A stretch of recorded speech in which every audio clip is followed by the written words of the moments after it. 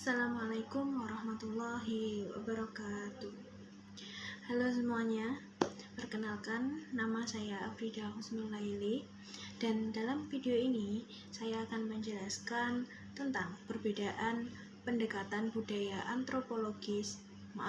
perbedaan antara budaya, antropologis, dan sosiologis dalam metodologi studi Islam, serta contoh implementasinya dalam kehidupan nyata. Pertama, tentang pendekatan budaya. Pendekatan yang pertama adalah tentang pendekatan budaya. Pendekatan ini melihat Islam bukan hanya sebagai ajaran, tapi juga sebagai bagian dari budaya yang berkembang di masyarakat. Artinya, ekspresi keagamaan umat Islam bisa berbeda-beda tergantung pada latar belakang budaya mereka.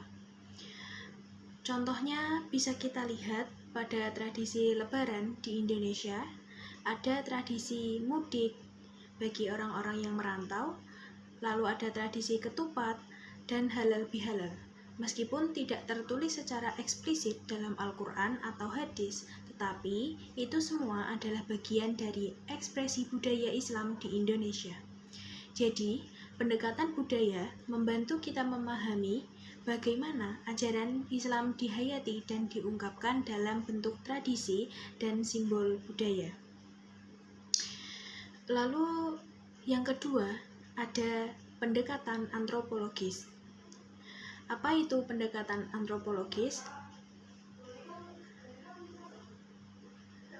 Pendekatan antropologis ini lebih fokus pada pada pengalaman umat Islam dalam kehidupan sehari-hari, dan biasanya menggunakan metode seperti observasi langsung, dan wawancara. Misalnya, ketika peneliti ingin mengkaji tradisi selamatan atau tahlilan di masyarakat Jawa, mereka tidak cukup hanya membaca buku dari karya para ilmuwan. Mereka harus turun langsung ke masyarakat, melihat bagaimana ritual itu dilakukan dan menanyakan maknanya kepada pelakunya. Lalu, maka dari itu, pendekatan antropologis menekankan pentingnya melihat Islam dari perspektif masyarakat secara langsung. Lalu, yang ketiga adalah tentang pendekatan sosiologis. Pendekatan yang ketiga ini adalah pendekatan sosial atau sosiologis. Dalam pendekatan sosiologis, Islam dipelajari sebagai bagian dari struktur sosial. Pendekatan ini menyoroti bagaimana agama mempengaruhi hubungan sosial, peran sosial, dan lembaga masyarakat. Contohnya adalah kajian tentang peran pesantren dalam masyarakat desa. Pesantren bukan hanya tempat belajar agama, tapi juga punya pengaruh sosial yang besar seperti membentuk kepemimpinan, menggerakkan ekonomi, dan membangun solidaritas sosial. Jadi, pendekatan sosiologis membantu kita memahami bagaimana Islam berfungsi dalam sistem sosial masyarakat.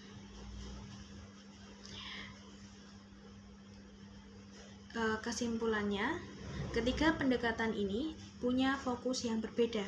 Pertama, pendekatan budaya melihat Islam sebagai ekspresi budaya. Lalu yang kedua ada pendekatan antropologis, fokus pada pengalaman masyarakat muslim secara langsung.